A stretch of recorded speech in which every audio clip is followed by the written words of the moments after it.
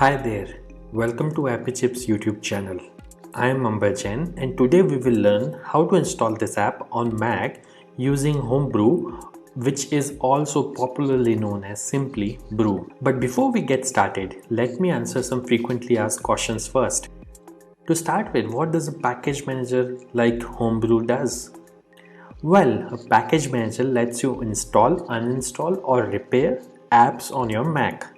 A package manager is very similar to App Store on macOS or Microsoft Store on Windows operating systems, except that a package manager uses commands that you type on Mac terminal to install or uninstall different programs.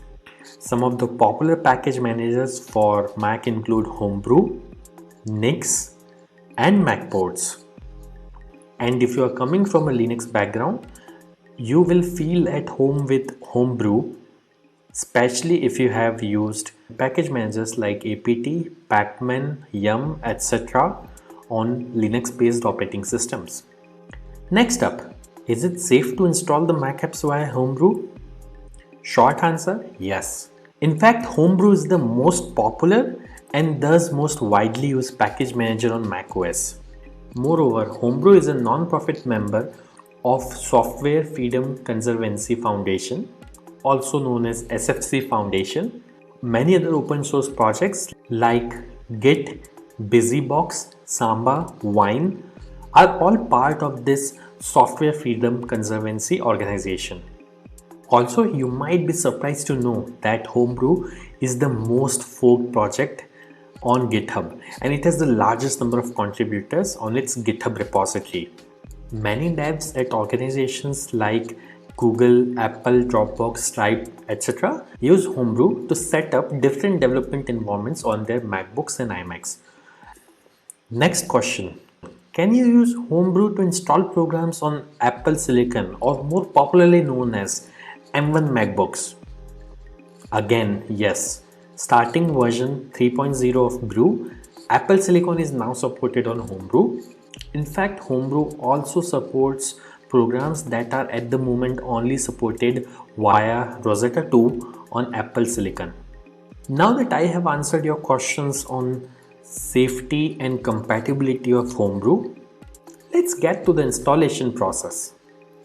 Before we can install anything using Brew, we need to install the package manager itself, that is Homebrew, on your Mac.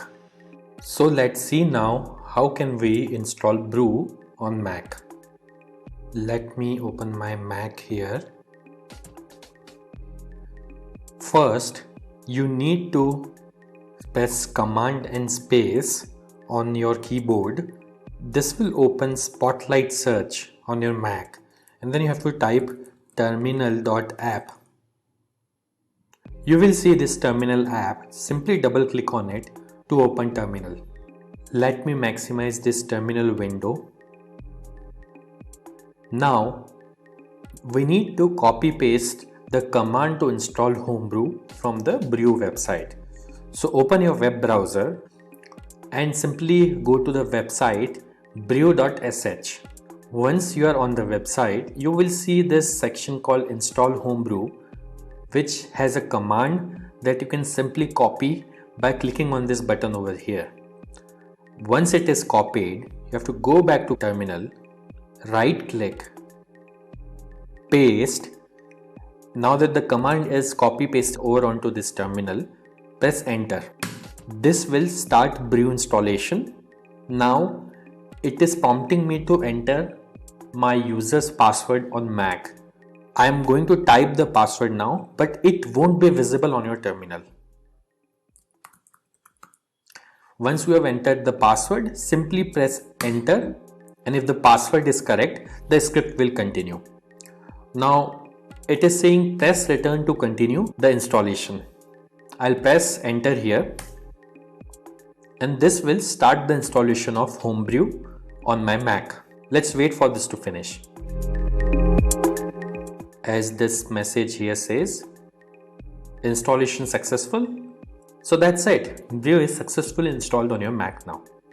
Now before we proceed, I would like to highlight that Brew collects anonymous usage data via Google Analytics. As you can see on this page, if you want to opt out, you can simply run this command brew analytics off and press enter, which simply disables the anonymous usage data collection on your Mac. Now let's update the package database locally by pulling the metadata of the latest packages on a local map from the central brew repository. This should typically take less than a minute to complete depending on your internet connection speed. To do so, simply type the command brew update and press enter.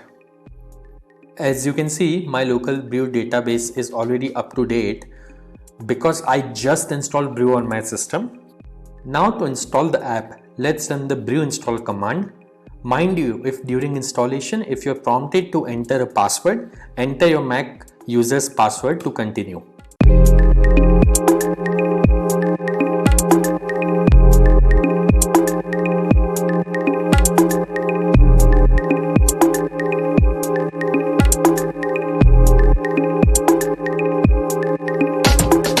That's it. The installation was successful.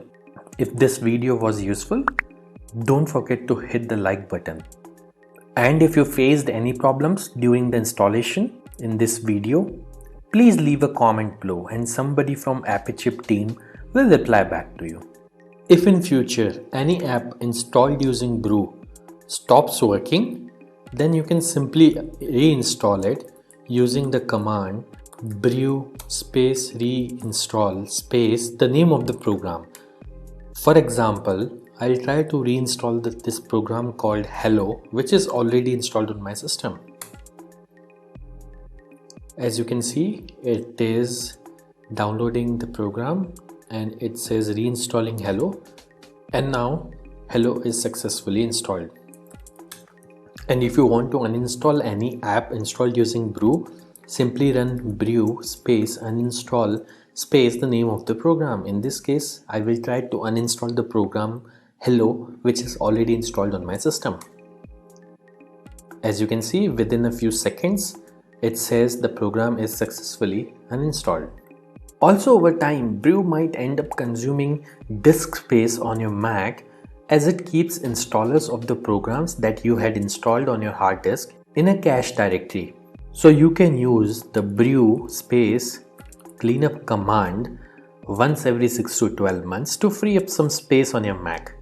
This command removes app installers and older versions of the packages only. It would not uninstall any of the apps that you have installed. As you can see, brew cleanup was successfully run on my system.